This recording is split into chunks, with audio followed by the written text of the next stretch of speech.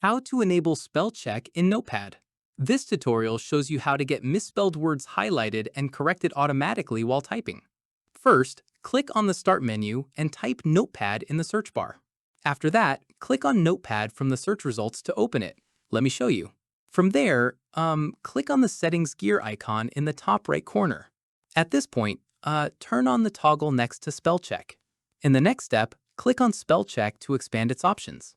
Following this, turn on the toggle for each file type you want checked, such as .txt or .md.